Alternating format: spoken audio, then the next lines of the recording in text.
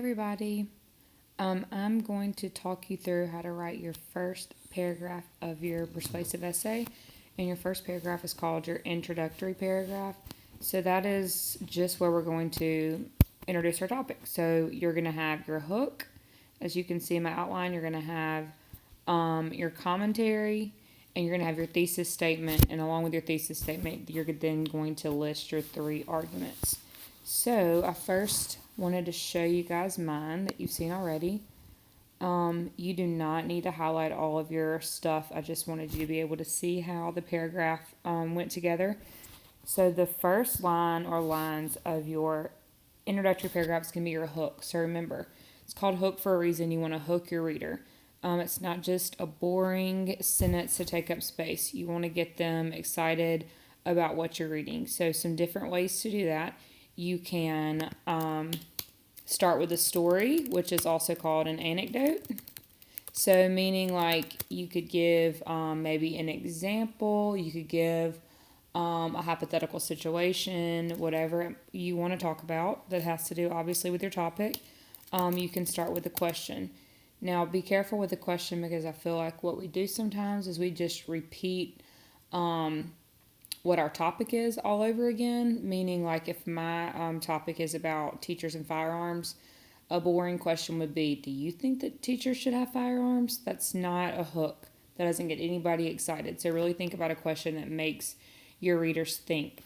Another is you can use a quote. That is what I used. I'm a big fan of starting with a quote just because I think quotes are really powerful. And honestly, like, it's kind of easy. It's kind of easy to find a quote that goes along with your topic and that makes a really good point. Another way that you can start is with a fact or a statistic. So let's say that you found some really awesome fact that you're not writing about later on, or you find some really good data that would be super convincing. That would be another way to start your essay. So the first sentence or sentences, they're going to be your hook. So mine are in the yellow. So I had two sentences that were my hook. This was a quote. Now we talked about this yesterday and Friday. This is a quote that was tweeted by someone, but then that someone did not actually write the article. So I put it word for word. So I had to put it in quotation marks. I have my ellipsis because I did not use all of the sentence. Close quotation marks. Now I have to cite this. I have to use index citations because I am not Benjamin Gorman. So I put the QUTD, which stands for quoted, but quoted in Long and Walker. So what that means is that someone with the last name of Long and someone with the last name of Walker wrote this article, and they quoted Benjamin Gorman. Then I put my period at the end.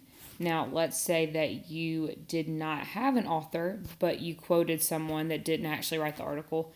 Then you would say quoted in, and you would put the title of the article in parentheses, in quotation marks, close parentheses, period.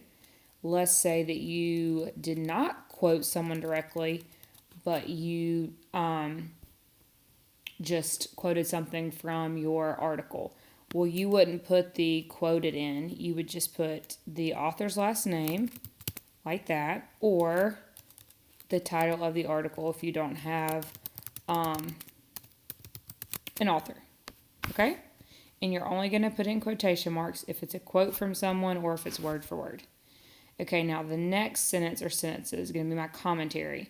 Now your commentary, so I pulled this up. Writing commentary means giving your opinion, interpretation, insight, analysis, your reaction, evaluation, reflection about a concrete detail in an essay. So you're just commenting on a point you have made. So you write something, then you're going to give commentary about it. So you're going to give a concrete detail. In this case, I used a quote for my hook. Then I'm going to comment about that quote. I'm not just going to leave it alone. I have to talk about it. Writing commentary is higher level thinking, but it's what makes your essay interesting to read. So the reason why commentary is difficult is because it's a higher level thinking. No one can tell you what to write. It actually involves you thinking about what you wrote and why you wrote it and what it shows your reader. So writing commentary requires extra effort. It requires you to think. Commentary requires you to think of some original things from your brain to say about your concrete detail. This is really important. For your commentary, we don't use I, me, my, we, us. Avoid using would, should, could, may, or might. Now notice this says avoid, so you want to try not to do this, but you're not going to use these first person pronouns. Okay, so in mine, I said having armed teachers in the classroom might sound like a good idea at first, but it might cause more harm than good. So this is coming from me, okay? I wrote this about my quote and about my entire essay. Next, I'm going to have my thesis statement. Your thesis statement should be on your outline. So mine's right here.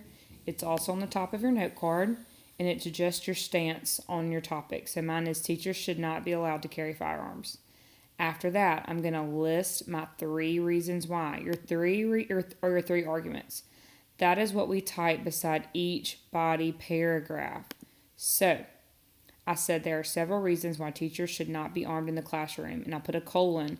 Remember, guys, we talked about this. You can only put a colon if you have a complete sentence in front of that colon. After the colon, I'm going to list my 3 arguments with my commas. Remember, a colon is not in punctuation, so we're not going to capitalize the next letter. So, remember, it's going to go hook, commentary, thesis, reasons.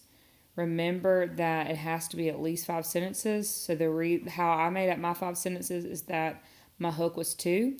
You could do the same thing, or you could have more than 1 sentence for commentary, but it has to equal 5.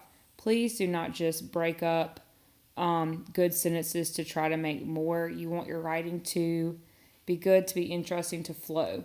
Remember to indent. If you cannot think of a good title yet, just be like me and leave it blank. Or you can just put need a title. And remember, that's going to be centered. And that's going to be it for your first paragraph.